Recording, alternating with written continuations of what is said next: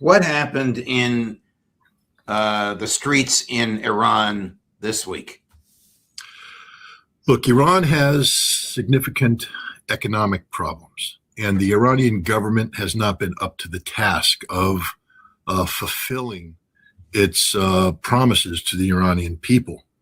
And so there were legitimate demonstrations about the state of the economy. One of the reasons that triggered these demonstrations was outside interference in the Iranian currency. Things were done to deliberately crash the Iranian currency, and it was done on purpose by outside actors. And then legitimate demonstrators went to the streets. And initially, when these demonstrators went there was no violence.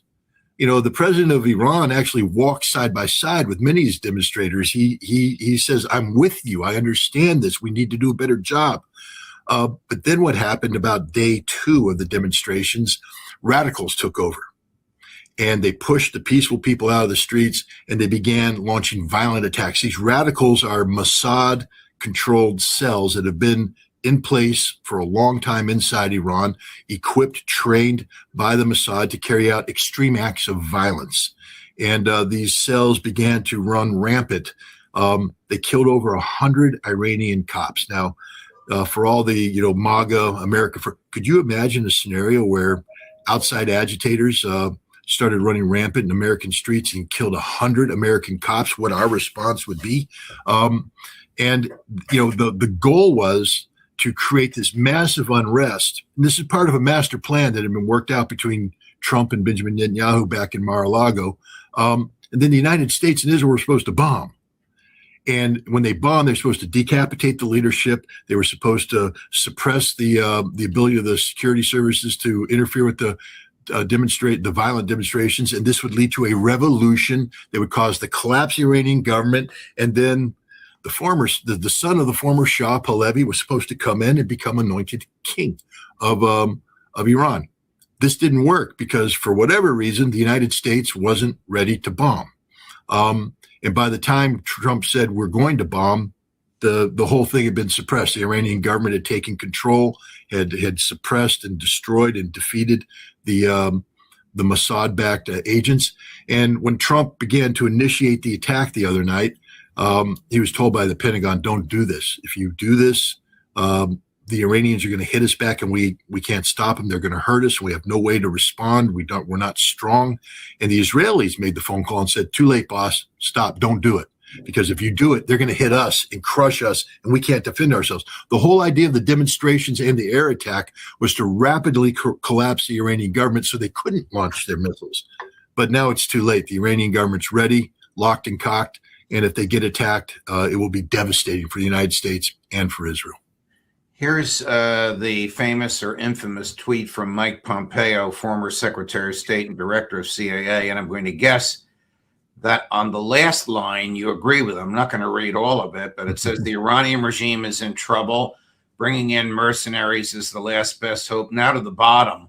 Happy New Year to every Iranian in the streets. Ready for this, Scott? Also to every Mossad agent walking beside them. Why would he say that? Why would he admit to that? They're confident of victory. This is just a case of arrogance. They actually thought they had a plan. Judge, all you had to see on social media, every pro-Israeli bot, was out there saying the same thing, promoting the same nonsense, creating the same garbage. And the whole idea was to create a sense of inevitability that would empower the American people to tell Donald Trump, "We stand with Iran, bomb Iran, bomb Iran." And Pompeo is part of that system. And Pompeo was simply playing his role.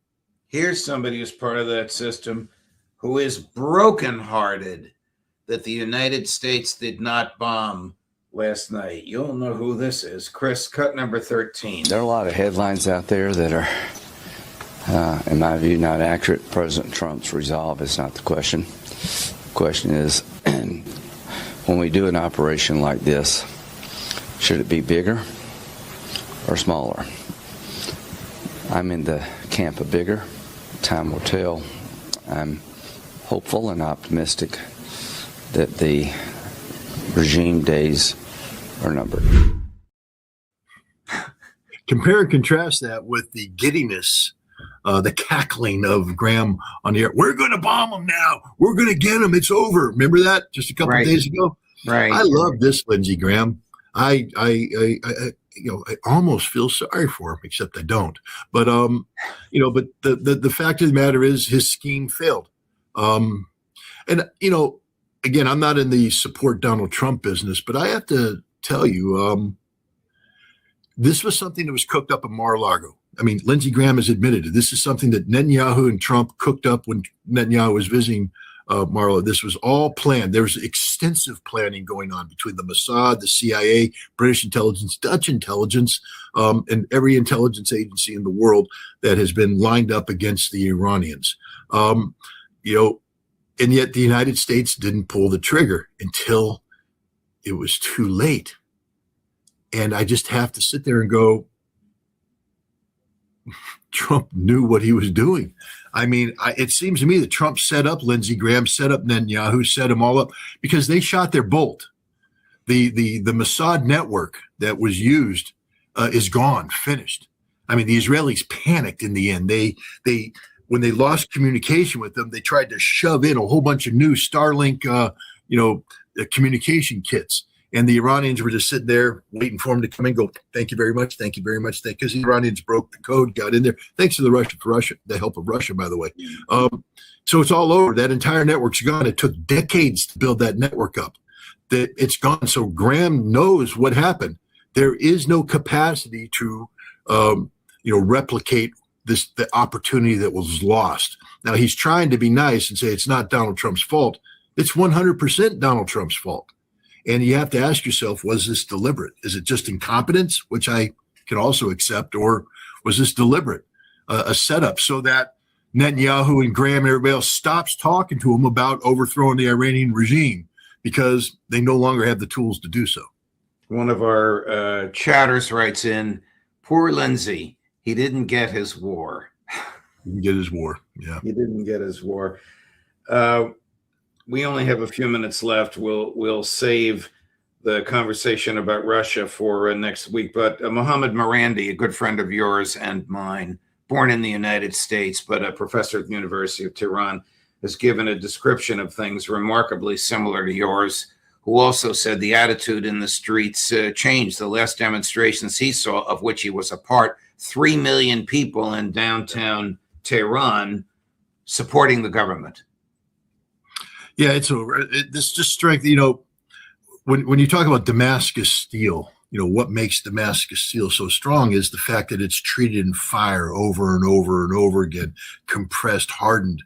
And this is what we do to the Iranian government. I mean, my God, if we want to get rid of the Iranian government, I've said this all along. I mean, I hope the Iranians don't read this wrong, but if I want to break down your government, I want all doors open. I want us doing business with you. I want American business coming in, and I want to expose the Iranian people to the benefits of the West. Now, that's a failed model today, but the last thing I would want to do is give them the opportunity to strengthen themselves. And we have done this repeatedly. I remember in 2023, I spoke with the former Iranian president, the one who died in Raisi, who died in the helicopter crash in May of 2024. And he talked about the riots that took place in the summer of 2023. He said it was the greatest test that the Iranian revolution had gone through since the revolution. And that, for a while there, it was touch and go, but they won and it strengthened the nation. The 12-day war last June strengthened Iran. And now this strength, it's Damascus steel, or in this case, we might want to call it Isfahan steel, but they're just making Iran even stronger and more difficult to crack. And the reality we need to come up with is we have to understand that we keep talking about Iran as a theocracy. And yes, they have the supreme leader, and yes, the Shia faith is central to the way that Iran views itself. But it's a functioning democracy. I mean, in some ways better than our own. Their parliament is democratically elected. Their president is democratically elected. The mechanism that's used to control the supreme leader is democratic. The Assembly of Experts is democratically elected. Iran is a democracy, and the will of the people is manifest in this democracy, and the Iranian people support this government. I know all the exiles out there, all the people who fled when the Shah fell, will take vehement exception to what I said. But the reality is reflected in what my good friend Mohammed Mirande observed and reported to you and everybody else. Millions of people in the streets demonstrating in support of the government. Could you imagine how an American president would feel if one day in every major American city that millions of people poured out into the streets in support of him? He'd say, this is amazing. I'm invincible. What do you think the Iranian government's thinking right now? Right.